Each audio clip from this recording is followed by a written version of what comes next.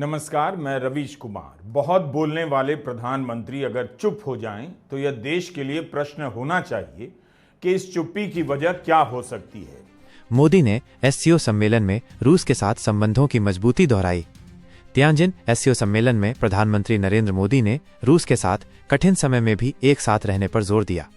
Putin ने मोदी को अपना प्रिय मित्र बताया। दोनों के बीच विभिन्न क्षेत्रों जैसे व्यापार, सुरक्षा व सांस्कृतिक सहयोग पर चर्चा हुई। एससीओ में मोदी ने आतंकवाद पर दोहरा मापदंड नहीं स्वीकारने पर बल दिया। प्रधानमंत्री ने एससीओ को सुरक्षा, संपर्क और अवसर का मंच बताया और आतंकवाद के प्रति दोहरे मापदंडों को अस्वीकार किया। उन्होंने हालिया पहलगाम हमले की निंदा की। दिल्ली शंघाई बर्फघट संबंधों में चीन ने ड्रैगन और हाथी का उदाहरण दिया। सम्मेलन में चीनी राष्ट्रपति शी जिनपिंग ने भारत चीन सहयोग की आवश्यकता पर जोर देते हुए कहा कि ड्रैगन और हाथी साथ आएं, एकजुटता का आह्वान किया। राज्यपालों को कुर्सी से लेकर बर्खास्तगी तक 130वें संविधान संशोधन का प्रस्ताव। गृह मंत्री अमित शाह द्वारा पेश बिल मुख्यमंत्री, मंत्री या प्रधानमंत्री की गिरफ्तारी पर 30 दिन में स्वतः पद से हटाए जाने का प्रावधान लाता है। केरल सीएम ने इसे नवफासीवाद की रणनीति बताया। गहलोत ने एसआई भर्ती परीक्षा में अस्पष्टता पर सरकार से जवाब मांगा।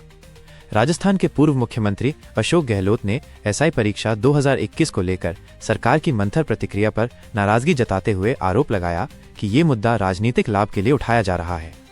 आरजेडी ने सार Bihar socio economic caste census के ड्राफ्ट वोटर लिस्ट विवाद में एससी में याचिका दायर की।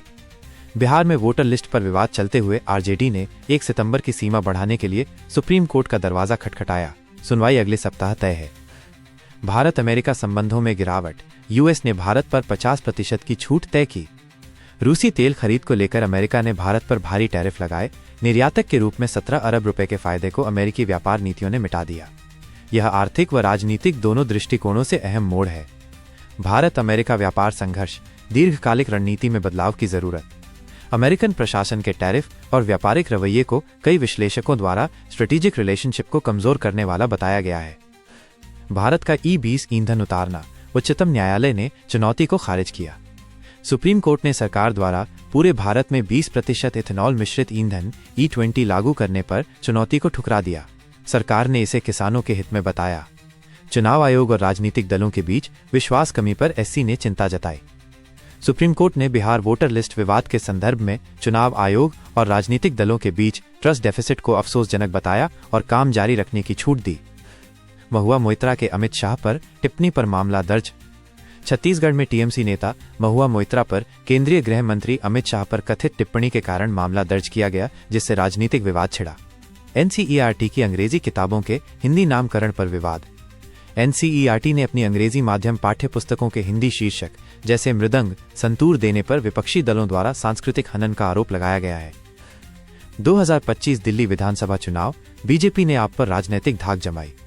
दिल्ली विधानसभा चुनाव में बीजेपी ने 48 सीटें जीतकर 27 वर्षों बाद पुनः सत्ता हासिल की, जबकि आपको भारी घात पहुंचा। नए सीएम के रूप में रेखा गुप्ता चुनी गईं। एससीओ में मोदी पुतिन की बैठक ने भारत रूस संबंधों में गर्माहट दिखाई।